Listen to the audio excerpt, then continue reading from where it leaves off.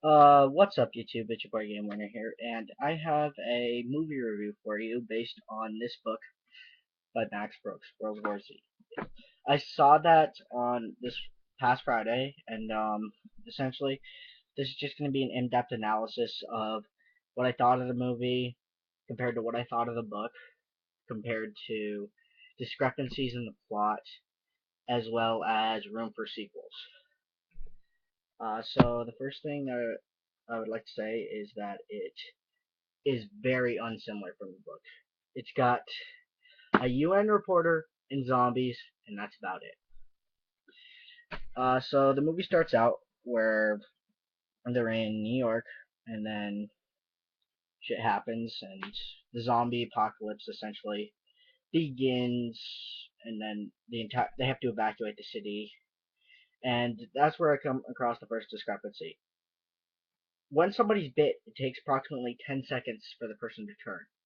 In the book, however, it takes 48 to 72 hours because a person 24 hours starts to get sick, then 48 hours in they have like 108-degree fever and they go into a coma, and then by the 72-hour mark they have been dead and then for like 12 hours and they're resurrected as a zombie.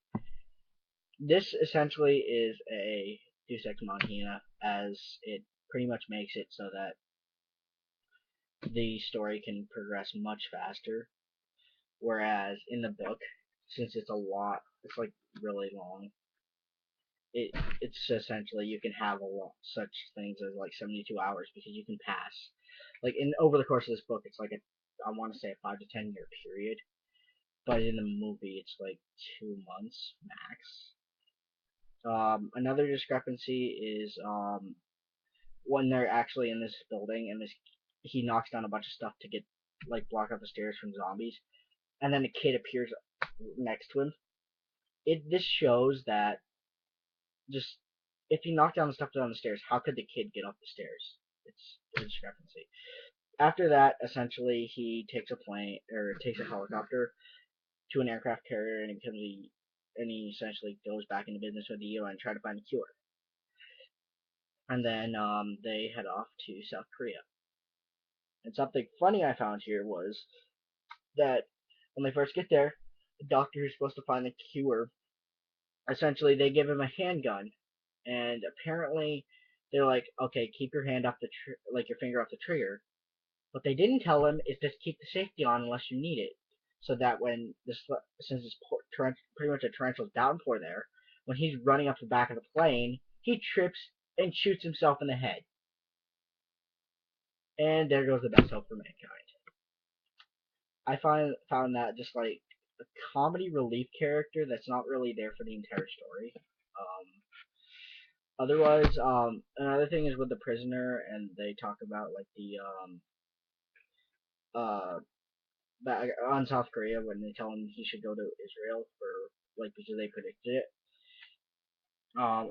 I disliked how they said that I didn't dislike it, but it was like a discrepancy in the plot where they were like where the guy said that North Korea essentially had raised a 23 million army million man army strong, and that's definitely true according to the book. However, he said that they took out their teeth and were not in, which could be possible. I mean, it's plausible that was in the book, but they didn't mention it. However, here's a problem. They said that they held out on top of like or on ground. According to the story, they went into their catacombs and locked themselves in there. That's a major discrepancy, as according to the end of the book, the only zombies left were the ones that were really, really deep underwater and the ones in that tunnel. And it just, I don't know, because it could be a way to book into. I mean, I guess that to tie into the end of where it could, how it could continue, like into as a like sequel and then trilogy. Way it could continue would be, oh, they did lock themselves underground, and now they open it, and now apparently these zombies are immune to what I'm going to mention when I get to that part. Then he goes to Israel, and it's really close to the book. I'll be honest. it's like really close when it comes to the wall and all that stuff. The only discrepancy I found there was that the let's see, the well, the zombies might have got in, but they didn't mention that. But the real discrepancy there was that the there was no Arab war because according to the book, like when all the Israelis got in, there was Israelis and Muslims fighting each other within Israel's borders once they had the wall up. So it was essentially civil war, but they were safe from zombies. Whereas in here, they're safe from zombies and there's no civil war. It's like a peaceful area. Afterwards, a plane crashes that the main character was on. He gets a piece of shrapnel through him, and then he essentially goes to a CDC. Oh no, not CDC. A health center. I can't remember what it's called, but yeah.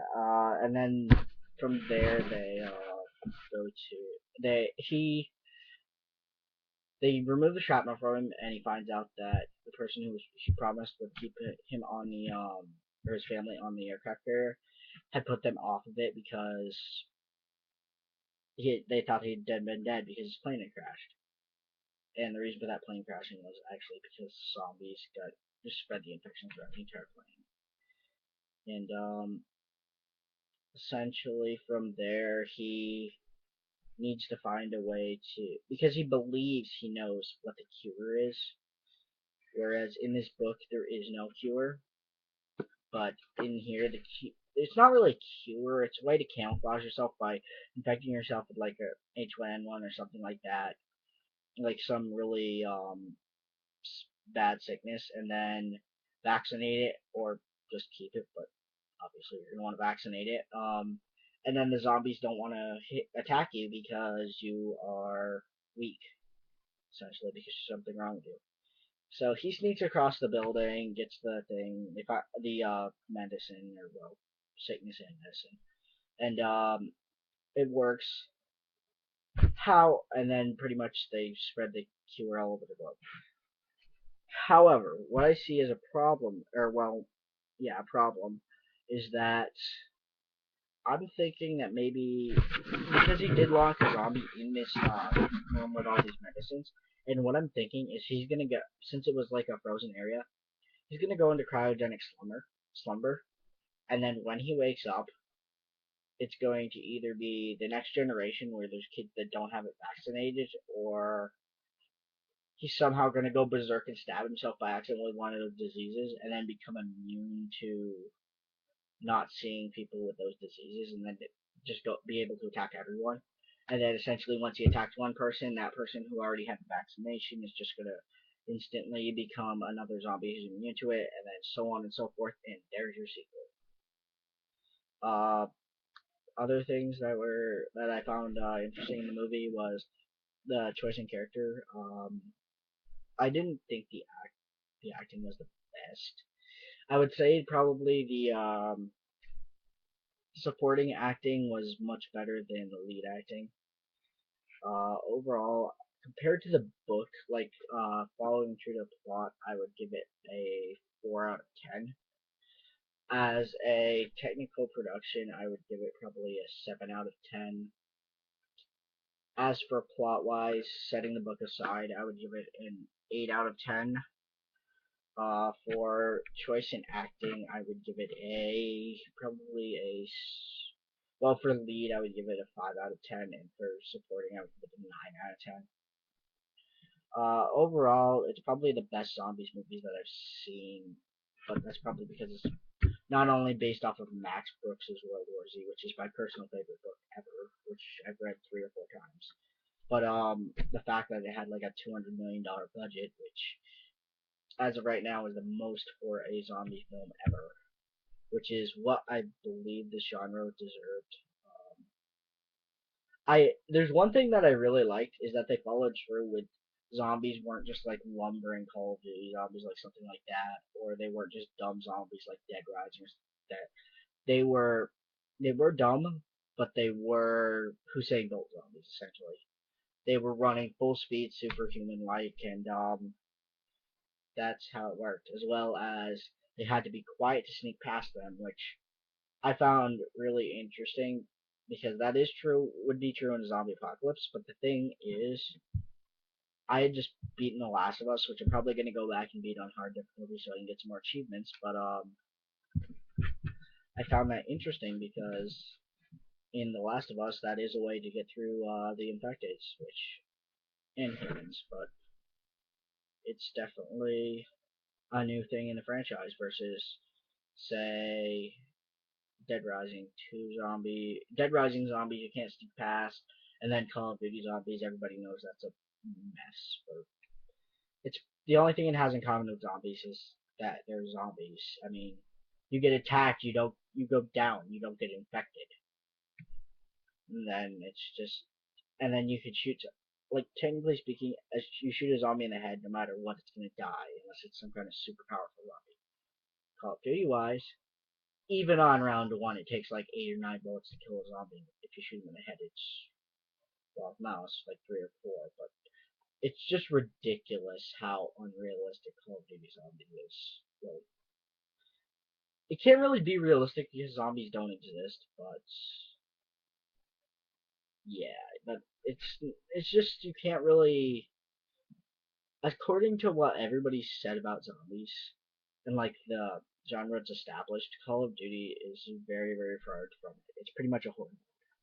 So that concludes it for this review, and tomorrow I will probably have up some Call of Duty gameplay. So, and as always, peace out, YouTube.